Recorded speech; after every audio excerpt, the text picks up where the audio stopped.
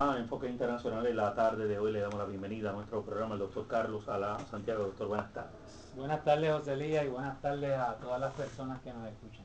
Para nosotros es un placer volver a conversar y sobre todo conversar en persona. La última vez que conversé con el doctor Carlos Alá Santiago fue comenzando la parte final del ayuno frente al Capitolio, el martes 3 de noviembre. Así Fue es. eso. Que fue una cruzada muy interesante de la cual vamos a estar hablando más adelante, sobre todo los testimonios de lo que allí ocurrió, porque fue una experiencia que le pregunto de entrada, doctor, ¿esperaba que fuera así? Porque no fue una experiencia masiva de gente, pero sí muy selectiva en cuanto a cómo la gente respondió a lo que ustedes estaban haciendo. Bueno, yo creo que hubo tantas expresiones y ahorita los compañeros, ¿verdad?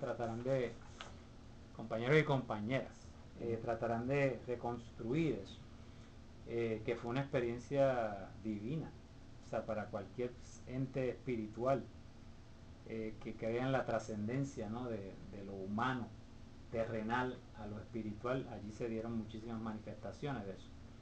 Pero también yo creo que el concilio ponceño, o la expresión del concilio ponceño, impactó a un gran grupo de gente durante esos días, pero sobre todo el jueves cuando hubo la marcha.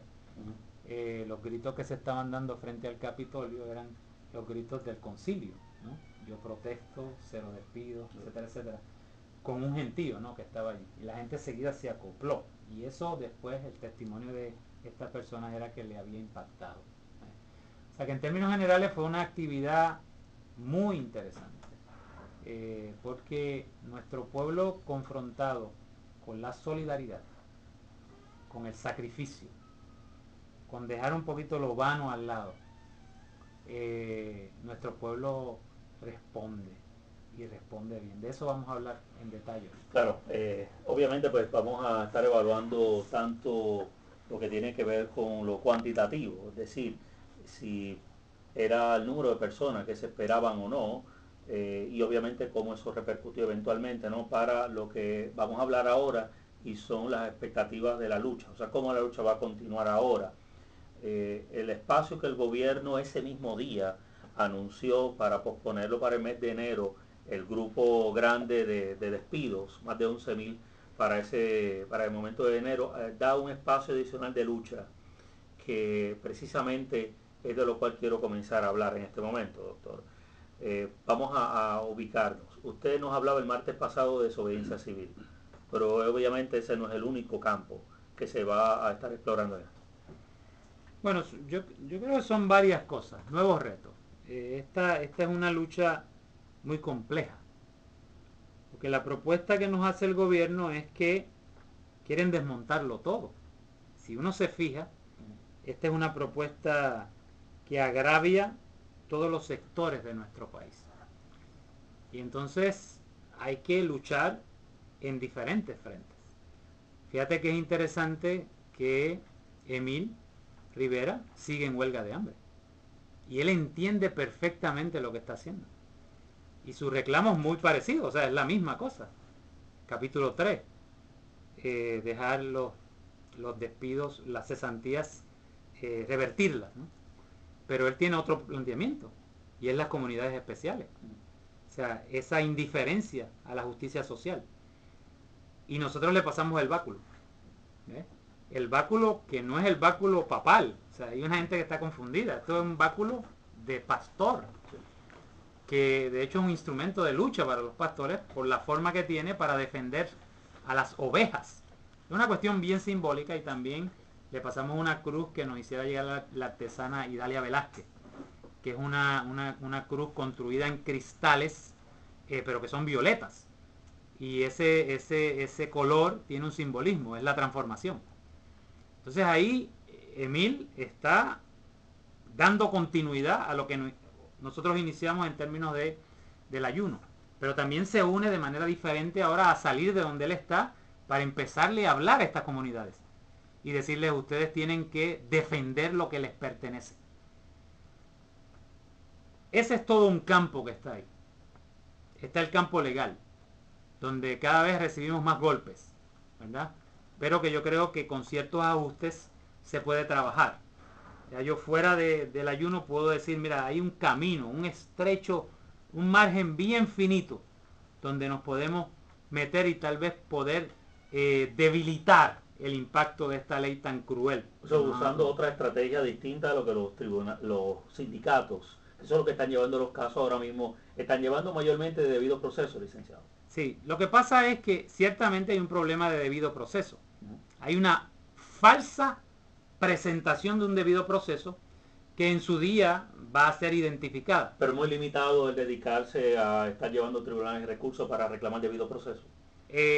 No creo que debe limitarse a eso. Que es lo que se está limitando. Sí, que es lo que se está limitando. Y segundo, que están tratando de opacar el impacto de la ley completa. Yo creo que ese es el gran error. Aquí el flanco débil de esta ley es el capítulo 3. Porque es el capítulo mal intencionado en el sentido de que lo que esconde detrás es el interés de un pequeño grupo de enriquecerse a costa de la pobreza y la tristeza de nuestro país. Y una vez se entienda eso, entonces nosotros podemos debilitar ese flanco, y debilitando ese flanco podemos hacer otras cosas. Lo que necesitamos es un caso. Hay muchos que yo he atendido, todavía no he encontrado un caso donde las leyes no pueden ser ambiguas y no pueden sobreextenderse, eso las hace inconstitucionales. Y la ley 7 es ambigua y también se sobreextiende. Si encontramos un caso a donde se haya sobreextendido la ley y lo como podamos, por ejemplo que, doctor, a una para tratar de quizá haya alguien que a lo mejor esté en ese caso y no lo sabe. Una persona a la que no le correspondía la aplicación de la ley y se la hayan aplicado.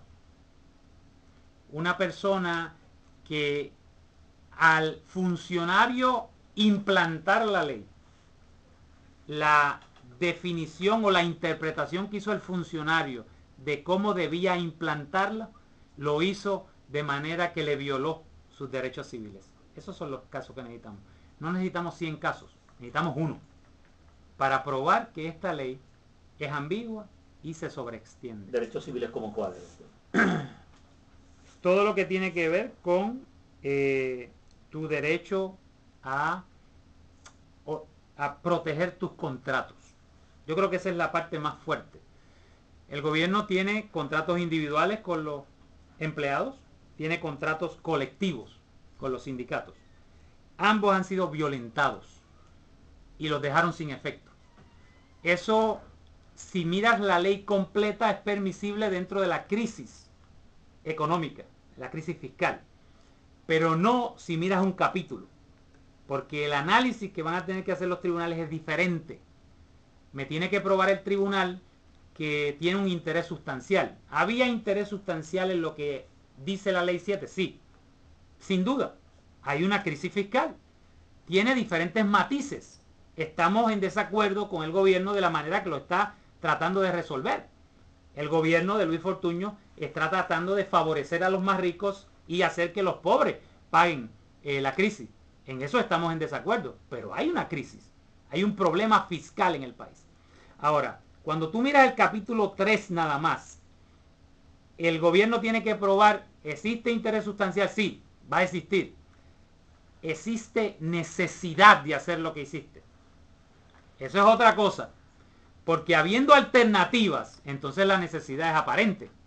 Y yo creo que aquí tenemos un gran problema porque no me han especificado esa deuda de 3.400 millones de dólares. ¿Existe o no existe? ¿Existe o no existe? Eso no está claro. Ese es el punto. Esta mañana hablábamos precisamente del tema, doctor, y creo que usted tuvo la oportunidad de escucharlo. Básicamente el argumento constitucional que gira sobre el motivo para la declaración del estado de emergencia, que da pie a la ley 7. Hay un planteamiento que me comentó sobre el particular, y es que quien determina eso originalmente es el famoso CAREF,